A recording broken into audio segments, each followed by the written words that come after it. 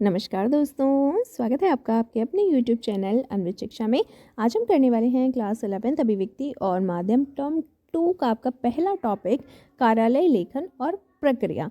दोस्तों, इस वीडियो में मैं इस टॉपिक से रिलेटेड जितने भी क्वेश्चन हैं, आपके नोट्स और इम्पॉर्टेंट क्वेश्चन दोनों कवर करूँगी। और इससे बाहर, इस वीडियो से बाहर आपको कोई भी क्वेश्चन अपने पेपर में नहीं मिलेगा। आपको पता भी नहीं चलेगा कि कब वीडियो देखते देखते आपका पूरा चैप्टर तैयार हो जाएगा। और ना सिर्फ क्वेश्चन आंसर बल्कि इंपॉर्टेंट नोट्स भी हैं इस वीडियो में आपके लिए। तो चलिए शुरू करते हैं। स्मरणीय बिंदु और पुनरावृत्ति नोट्स, यानी कि आपके रिविज़न के नोट्स। तो पहला, सरकारी पत्र जो है वो औपचारिक पत्र की श्रेणी में आते हैं। आप ज़रूर ध्यान रखें, सारे के सारे सरकारी पत्र औपचारिक पत्रों की श्रेणी में आते हैं। इसके अलावा प्राय ये पत्र एक कार्यालय, विभाग या मंत्रालय से दूसरे कार्यालय, विभाग या मंत्रालय को लिखे जाते हैं। पत्र के शीर्ष पर सबसे ऊपर कार्यालय, विभाग या मंत्रालय का नाम और पता लिखा जाता है। पत्र के बाईं तरफ संख्या लिखी जाती है। जिससे पत्र लिखा जा रहा है उसका नाम पता भी बाईं ओर लिखा जाता है। सेवा में का प्रयोग अब कम होता जा रहा है। पत्र के अंत में बाईं ओर प्रेषक का पता और तारीख दी जाती है और भवदिया का प्रयोग करके नीचे भेजने वाले के हस्ताक्षर होते हैं। सरकारी कार्यालयों की ज़रूरतों को ध्यान में रखते हुए पत्रों को कई श्रेणी में बांटा गया है। हर श्रेणी के पत्र के लिए एक विशेष स्वरूप निर्धारित होता है। ठीक है, सभी तरह के पत्र जो हैं वो एक तरह नहीं लिखे जाते, एक फॉर्मेट में नहीं लिखे जाते। हर श्रेणी के पत्र के लिए एक अलग तरह का स्वरूप होता है। अब बात करेंगे मुख्य टिप्पणी यानी नोटिंग की। नोटिंग कैसे की जाती है? किसी भी विचाराधीन पत्र अथवा प्रकरण को निपटाने के लिए उस पर जो राय, मत, आदेश या निर्देश दिया जाता है उसे टिप्पणी कहते हैं। टिप्पणी लिखने की प्रक्रिया को हम टिप्पण या नोटिंग कहते हैं। टिप्पण मुख्यतः दो प्रकार के होते हैं। कौन से दो प्रकार हैं? सहायक स्तर पर टिप्पण और अधिकारी स्तर पर टिप्पण।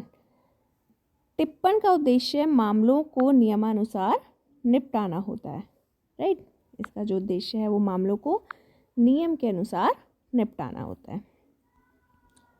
आगे चलेंगे दोस्तों। ये जो नोट्स हैं इनका फ़ॉन्ट थोड़ा सा छोटा है तो आपको शायद कुछ परेशानी हो सकती है, पर मैं कोशिश कर रही हूँ कि स्क्रीन इस तरह से एडजस्ट हो कि आप देख पाएँ। अगले पॉइंट पर चलेंगे। आरंभिक टिप्पण में सहायक विचाराधीन मामले का संक्षिप्त ब्यौरा देते हुए उसका विवेचन करता है। कार्यालय में टिप्पण के कार्य अधिकतर सहायक स्तर पर होता है। राइट, कार्यालय में जो टिप्पण का कार्य होता है अधिकतर वो उसका सहायक स्तर पर ही वो निपट जाता है। टिप्पणी अपने आप में पूर्ण और स्पष्ट होनी चाहिए। कैसी होनी चाहिए टिप्पणी? पूर्ण और स्पष्ट। टिप्पणी संक्षिप्त, विषय संगत, तर्क संगत और कर्मबद्ध होनी चाहिए। टिप्पणी सदैव अन्य पुरुष में लिखी जाती है। अब ये जो आ रहा है ये वाकई में इम्पोर्टेंट है। अनुषांगिक टिप्पण। सहायक टिप्पण को संबंधित अधिकारी को भेजा जाता है। अगर संबंधित अधिकारी उस टिप्पण से सहमत होता है तो टिप्पण के नीचे वो केवल हस्ताक्षर करता है। राइट, अथवा मैं उपयुक्त टिप्पणी से सहमत हूँ ये लिखता है। टिप्पणी पर संबंधित अधिकारी का जो मत होता है वो अनुषांगिक टिप्पणी कहलाता है। किसी भी जो भी टिप्पणी आप भेजते हैं, जो भी टिप्पण आप भेजते हैं किसी अधिकारी को, अगर वो उस पर सहमत होता है या वो उस पर अपना जो भी मत लिखता है, जो भी अपनी राय वो उस पर देता है, तो हम उसे अनुषांगिक टिप्पण कहते हैं। जो भी संबंधित अधिकारी अपनी टिप्पणी लिखता है, यदि अधिकारी है तो वह टिप्पणी को काटने, बदलने या हटाने का कार्य नहीं करता, अपितु केवल अपनी असहमति व्यक्त करता है। अनुषांगिक टिप्पणी प्राय संक्षिप्त होती है, लेकिन असहमति की स्थिति में टिप्पणी बड़ी भी हो सकती है। आगे अगला पॉइंट, स्मरण पत्र।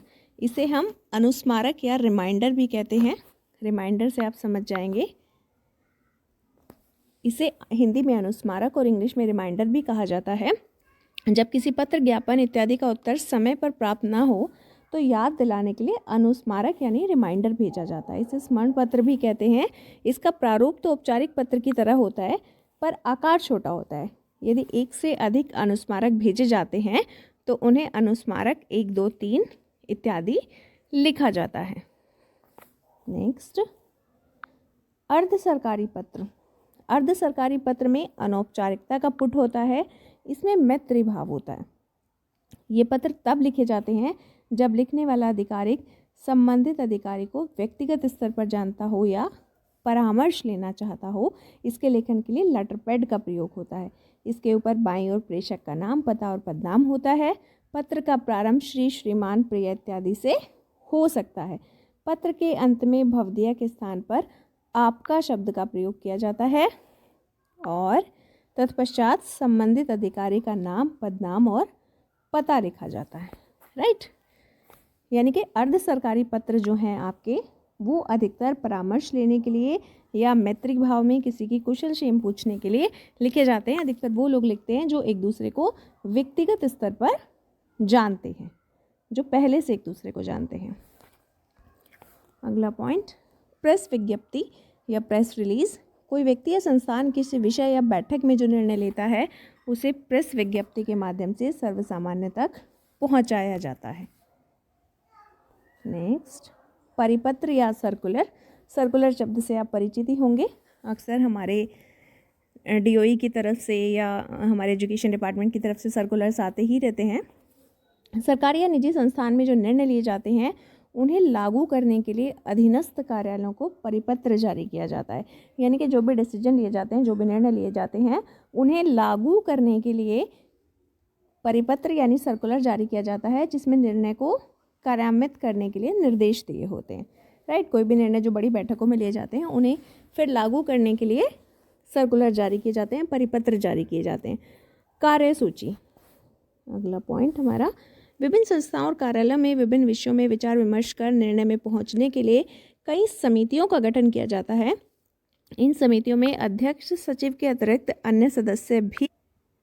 कार्यसूची, विभिन्न संस्थाओं और कार्यालयों में विभिन्न विषयों में विचार विमर्श कर निर्णय पहुंचाने के लिए कई समितियों का गठन किया जाता है। इन समितियों में अध्यक्ष होता है, सचिव होता है और इसके अतिरिक्त कुछ अन्य सदस्य होते हैं।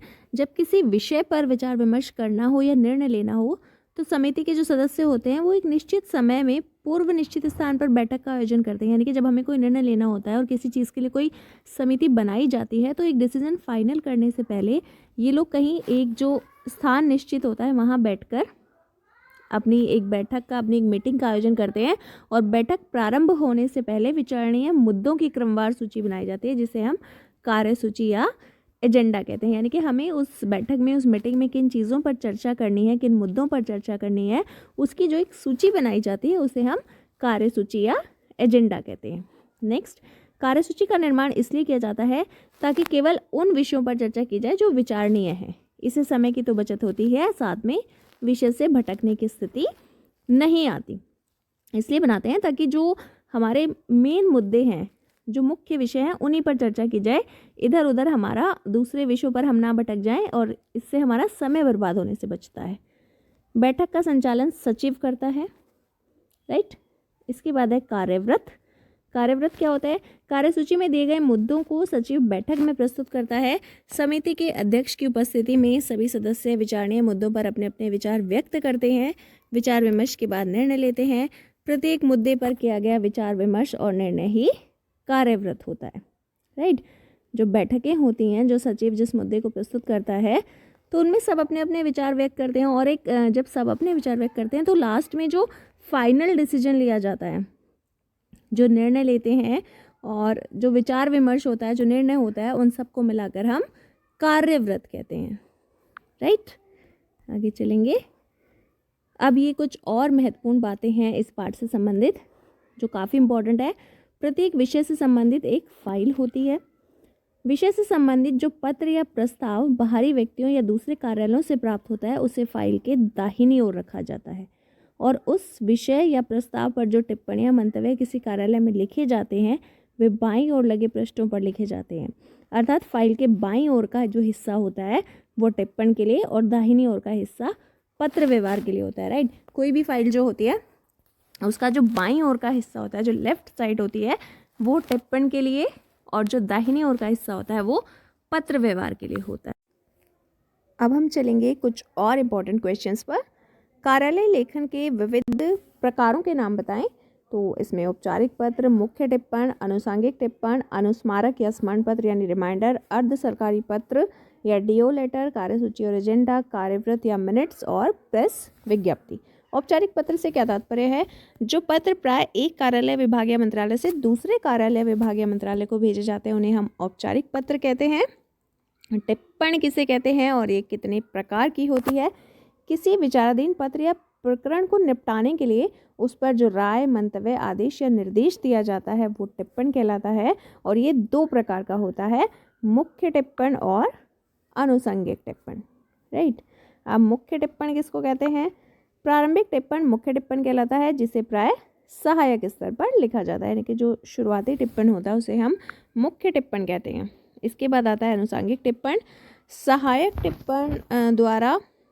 सहायक द्वारा लिखी टिप्पणी पर जब वो अधिकारी के पास पहुंचती है तो वो अधिकारी उसे पढ़कर उस पर अपना मंतव्य लिखता है, जिसे हम आनुषंगिक टिप्पण कहते हैं। यानी कि जो टिप्पण आप किसी अधिकारी के पास भेजते हैं, जब वो उस पर अपनी राय लिखता है तो उसे हम आनुषंगिक टिप्पण कहते हैं। अगला प्रश्न, स्मरण पत्र, अनुस्मारक पत्र किसे कहते हैं? जब किसी पत्र, ज्ञापन इत्यादि का उत्तर समय पर प्राप्त नहीं होता तो याद दिलाने के लिए अनुस्मारक या रिमाइंडर भेजा जाता है। अर्ध सरकारी पत्र या डीओ लेटर किसे कहते हैं? जब कोई एक अधिकारी दूसरे संबंधित अधिकारी को व्यक्तिगत स्तर पर जानता हो तब मैत्री भाव व अनौपचारिकता से युक्त जो पत्र कार्यालय से संबंधित विषयों पर लिखा जाता है तो उसे हम अर्ध सरकारी पत्र कहते हैं। यानी कि जब 2 लोग एक दूसरे को पर्सनली पहले से जानते हों और वो कार्यालय से किसी काम संबंधित पत्र भेजते हैं एक दूसरे को तो उसे हम अर्ध सरकारी पत्र कहते हैं। कार्यसूची या एजेंडा क्या है? किसी भी संस्था की औपचारिक बैठक में चर्चा के लिए निर्धारित विषयों को अग्रिम जानकारी देने वाला जो दस्तावेज होता है वो कार्यसूची कहलाता है। इसे बैठक की सूचना के साथ ही सदस्यों को भेजा जाता है ताकि वे पूरी तैयारी से आ सके। कार्यवृत्त या मिनट्स किसे कहते हैं?